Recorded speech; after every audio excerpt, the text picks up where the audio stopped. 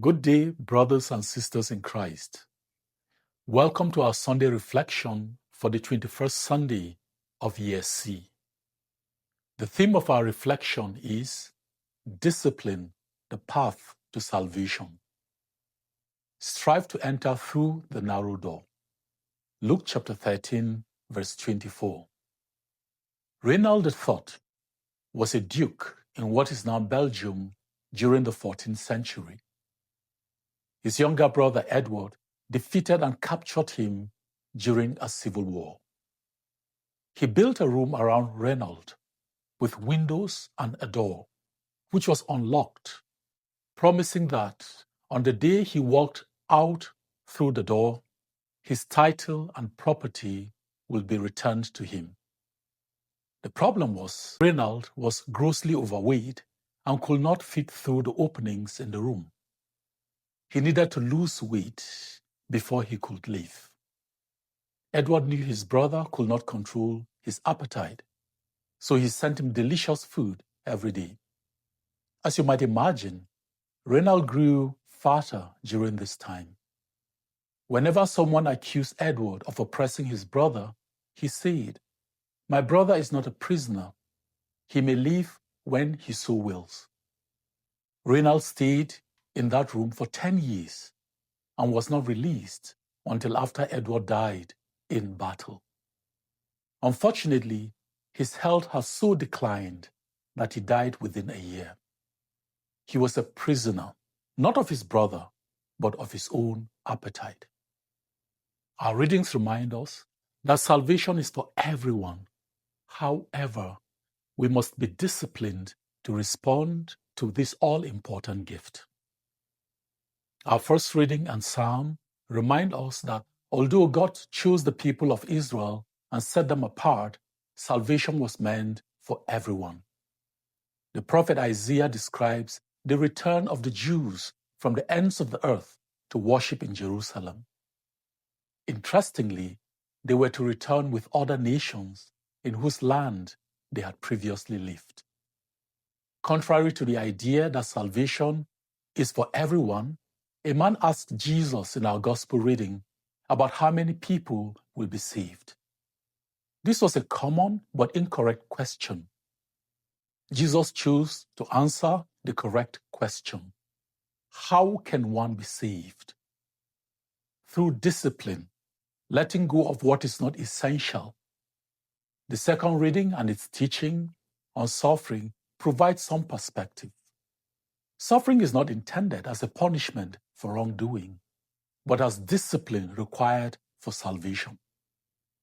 We often fail to try, even when we intend to, because of our lack of discipline. However, we need discipline to smooth out the rough edges that prevent us from passing through the narrow gate into salvation. The door is narrow, so we must shed a lot of baggage to get in. Baggages like hatred, greed, jealousy, lust, apathy, excess, and a lot of personal bloating that weighs us down. Can we fit through the door? Have we honed our rough edges? Are we in spiritual shape? We know the remarkable difference it makes when we are physically fit. We feel light and can accomplish many physical tasks. The same applies when we become spiritually fit. The word strive that Jesus used is the same word used to describe athletic training. Just as an athlete must gradually build up strength through daily disciplined exercise, so spiritual fitness takes consistent training and effort.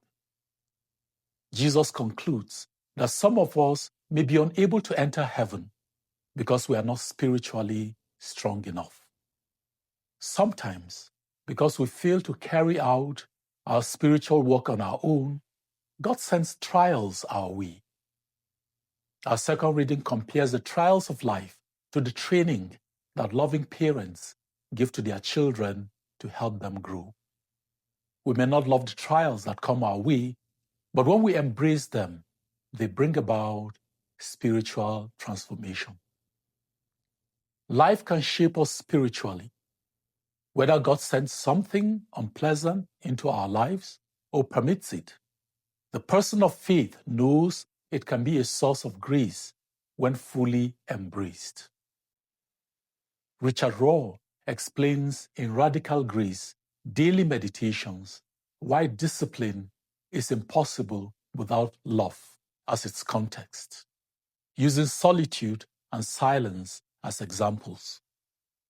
The simplest spiritual discipline is some degree of solitude and silence, but it's the hardest because none of us want to be with someone we don't love. Besides that, we invariably feel bored with ourselves, and all of our loneliness comes to the surface. We won't have the courage to go into that terrifying place without love to protect us and lead us, without the light and love of God overriding our own self-doubt. Such silence is the most spacious and empowering technique in the world. Yet, it's not a technique at all. It's precisely the refusal of all technique. End of quote. Discipline is only possible when we genuinely love God and choose to be with Him in our daily pursuits. Otherwise, we become sidetracked and bloated with less essential things, which make it difficult to pass through the narrow gate. Reynald's case should demonstrate our ridiculous situation. We are prisoners only of ourselves. This week, I want you to do the following. First, I want you to review your last week's daily routine. Examine the list of activities. How many of these are related to your spiritual life? Be deliberate about setting a spiritual goal. Secondly, if you are going through a trial, ask God for the grace to be transformed through the trial as much as asking Him to take the cross away from you. Have a blessed week.